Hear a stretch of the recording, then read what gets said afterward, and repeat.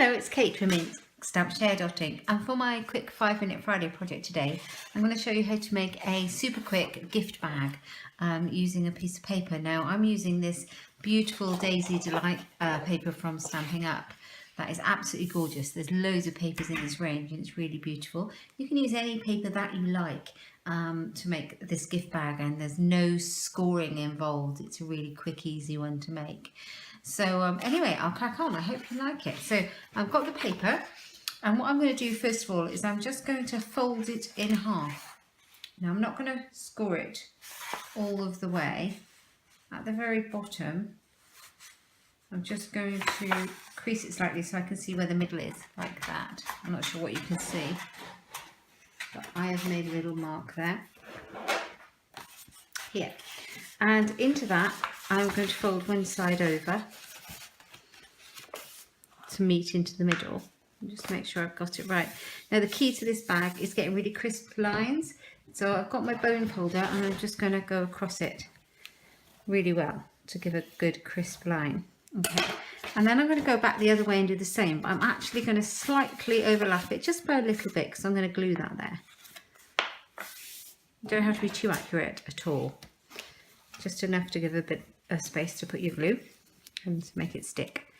So what I'm going to use on here is double-sided sticky tape. I'm using this Stampin' Up tearing tape. It's really good. It holds things really well. So I'm just going to pop some along. Like that. And then it just tears where you want it to go at the end. And just take the backing off and fold it back over, and you should end up with it like so. Okay, right then at the very bottom I'm going to fold up. Now I'm not measuring it, I'm just going to fold some up. This is going to be the depth of the base of the bag, so however deep you like it to be or however long you want your bag to be, that's where you fold it. So it's entirely up to you how big you want it to be or how big you want your base.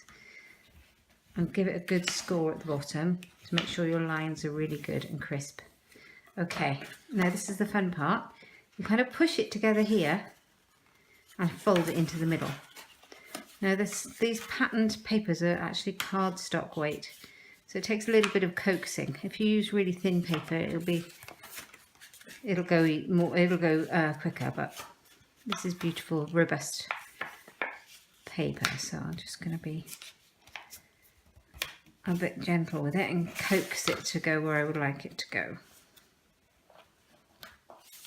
And then the key, as I say, is to use your bone folder, really push those edges down so you've got good lines. Hope you can see it. So it's a nice quick project. Okay, so now I've got this bit at the bottom and I'm going to fold this one into the middle like that. Now we're getting quite thick here, so we need to push down really well like that, and then I'm going to do the same with the other one. I'm going to slightly overlap it at the top because I'm going to glue it together. There we go. Give it a good old crease and put some more double-sided tape underneath here. A little bit to hold it. So pop that there and get this to come off. Would be good. Oh, that is right.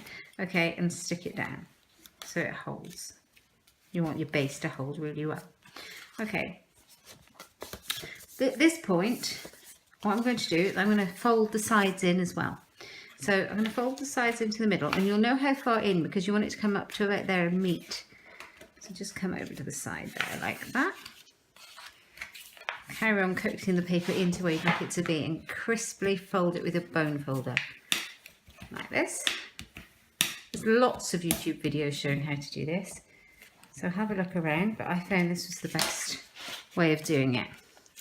So over the side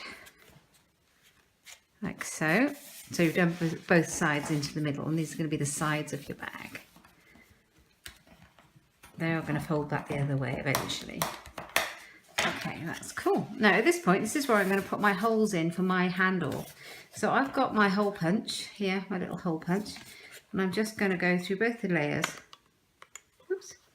Just a little bit in from these sides, just by eye. Just by eye, put my holes in. It doesn't have to be desperately accurate. Oops. There we go. And my ribbon's going to go there for my handle.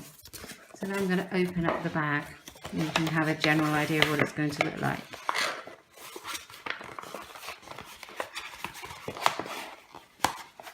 This is the fun part when you want it to take shape.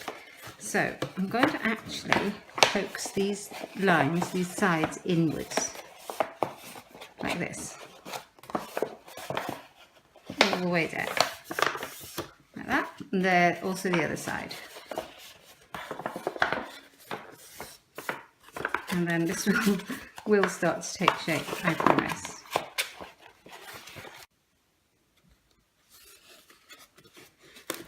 Okay, so I've coaxed it into shape and it will stand up nicely, the gift bag, like so. Now I have punched some holes in the top where I'm going to put my ribbon. So I've just used my hole punch for that, this one, and I've just gauged it through the top. So I'm going to put my ribbons through here. And I'm going to decorate the bag. Now I've got some of that ready because, just to save time, I have used the daisy punch. I love this punch, it's here. And I have punched out of Whisper White, I've punched out 4 daisies and I've just curled them up with my finger and glued them together to make a nice full daisy. And then I've used some of these lovely faceted gems in the middle. I've used one of those to make it look pretty. The tag is made using a 2-inch strip of Whisper White cardstock. And I have just used the tag topper to make the top of the tag, and that's going to go on my bag because it's going to be a birthday bag. So I've taken some of this pretty ribbon.